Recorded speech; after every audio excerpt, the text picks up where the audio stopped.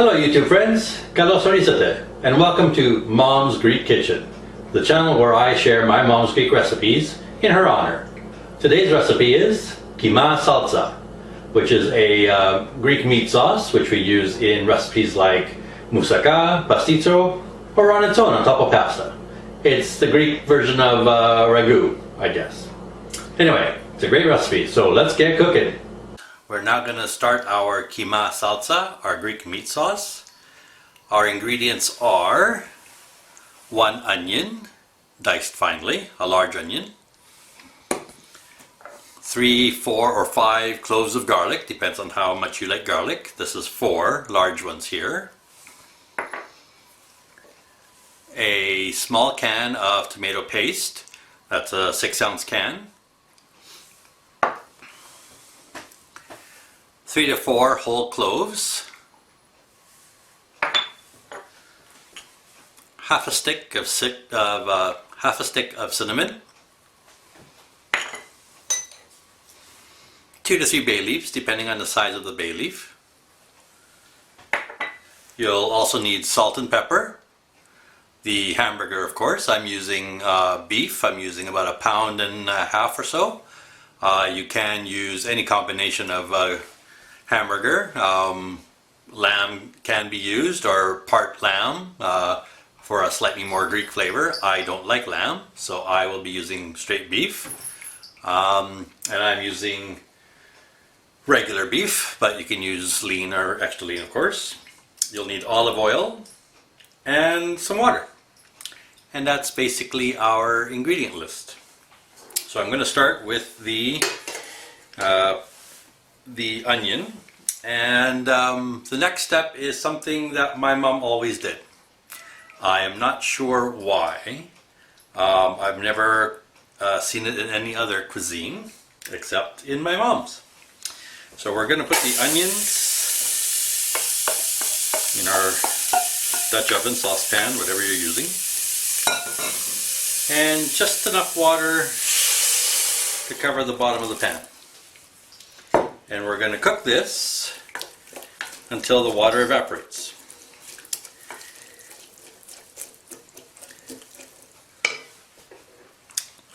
I think it's a way of softening the onions, because later we're going to saute them. So it's a way to soften them and keep them from burning when we're doing the browning step. I've never tried to do it without doing this step, so I'm not sure. But this is how we do it, and this is how I've always done it, and this is how Mom's always done it. So we're going to go from there.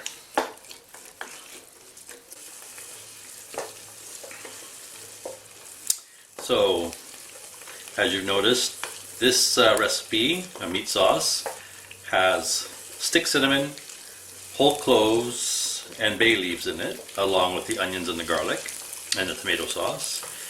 This is a holdover from when Greece was under the Ottoman rule of 400 years or so. The spices, those sort of Middle Eastern spices, crept into the Greek cuisine, and but that's okay because it's actually really good. Cinnamon goes really well with tomato sauces and meats, and the cloves add a touch of flavor. Now, if I go to a Greek restaurant and I can taste the cinnamon and the cloves, they've overdone it. It's a very subtle flavor, it just enhances. You do not want it to overpower your meat sauce. Alright, that's pretty good. So now we're going to add our olive oil. Just another second or so.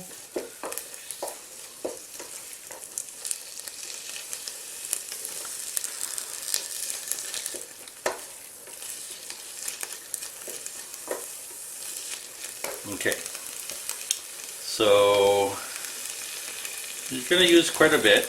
I'm going to say probably about 1/4 cup. And now we're going to just continue to cook the onion until it starts to brown.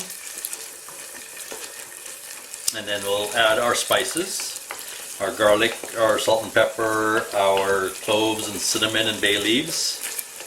We will saute that for a minute or two to release their oils. And then we will add the hamburger and brown that off before we continue. Alright, welcome back. So we've got our onions browned nicely. In Greek we say, instead of I am sauteing, I say tsigarizo. And when they are well done, they're tsigarista kala. And we want to make sure that they're well cooked and not avrasta. Avrasta literally means unboiled, but it means not cooked well enough, or bland, basically, I think is how they normally translate it. So the onions are done. I'm going to add our garlic.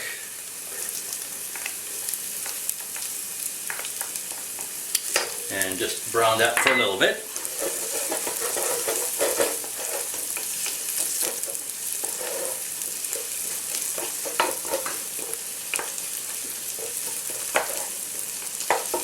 Smells so good. Love onions and garlic. Alright, that's enough for the garlic. Now we're going to add all our whole spices. So there's the cloves, and the cinnamon, and the bay leaves. A little bit of salt and pepper.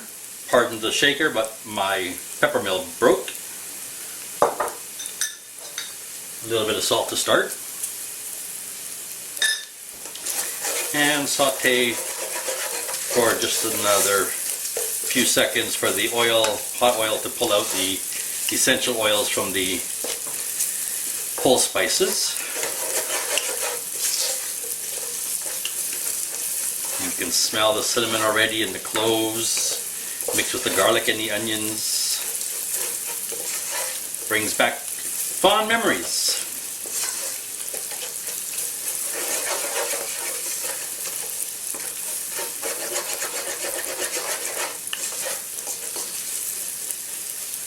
Alright, now we're going to add our hamburger, and we're going to brown it all together with the spices before we add our tomato paste and our water. Alright, we have our hamburger all nicely browned. Most of the liquid is gone. So now it's the time to add our tomato paste. And you want to fry off the tomato paste a little bit, so we always make a little space. And we're going to add in our can of tomato paste.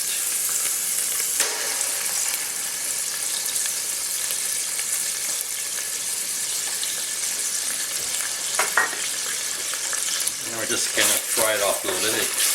They say it gets rid of the raw flavor, but we're going to cook it down for about an hour anyway, so I'm not sure how much of this is a valid point, but tradition.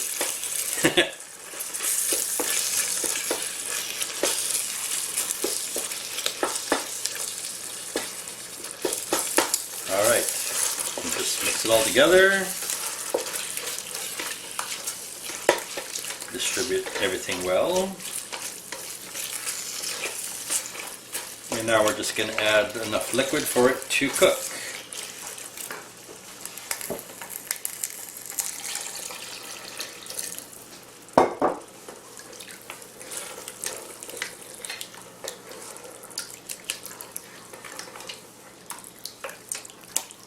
You want to add a little extra at the beginning because, like I said, most Greek dishes take time to cook, and it will evaporate during that time. So sort of judge a little bit heavy on the liquid. Not too heavy because you don't want to be boiling it forever.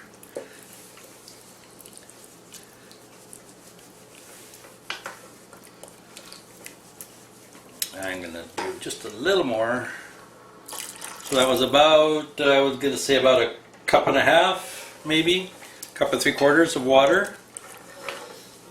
Just to give you a ballpark figure, but basically you want it quite soupy at the beginning, and it will cook down, it will get thicker as the water evaporates. But you do want, it is a sauce, so you want some liquid. So I'm going to bring it back to the boil, then I'm going to turn it down to a slow simmer, put a lid on it slightly ajar so it can evaporate, and cook it for half an hour to 45 minutes or so. Give it a taste, see if it needs any salt or pepper. Adjust the seasonings, And then the hard part, taking out the whole spices. The cloves are a little hard to find sometimes, but that's the hardest part about the whole recipe. And then we will use this in our moussaka or pastitsio or on top of pasta or any other way you want to use it. So our sauce is done. We're now going to pick out the whole spices so nobody chokes on them or gets a nice big blast of flavor when they bite into it. So it's a good idea to remember how many you put in so you know how many to take out. So here's our cinnamon, or half of our cinnamon stick. There was another piece, if I remember correctly. There it is. Hot. So now we just got to find the 4 cloves. And after they cook for a while, they like to disappear. So you just keep stirring and until you find them. 1. Alright, I will continue and I will come back when I'm done. So, our sauce is done now. I have removed our whole spices. Our sauce is ready to go over pasta or in moussaka or pastitsio or whatever other choice ingredient you want to use it as. One thing I didn't mention earlier was, so this one is made with beef, as I said, and you can use any ground meat you like. The other option though is for your vegetarian friends. You can use a good quality vegetarian ground meat replacement. We have a brand here called Eve's, which is very good, and if you didn't know that I used it, you wouldn't be able to tell. And I have tricked several people doing that. We have people at work and stuff that we take this to who are vegetarian, and they're very happy that I bring it because they can eat it and aren't deprived of something yummy to eat. If you leave out the bechamel or you come up with a vegan alternative, the rest of the meal is actually vegan. So again, moussaka, for instance, can be made completely vegan if you can come up with a vegan bechamel or something of that sort. So that's it for today's recipe. I will be back with more, and I hope to see you then. If you enjoyed this video, please like and subscribe to see more of my mom's Greek cooking. Thanks. Have a good day.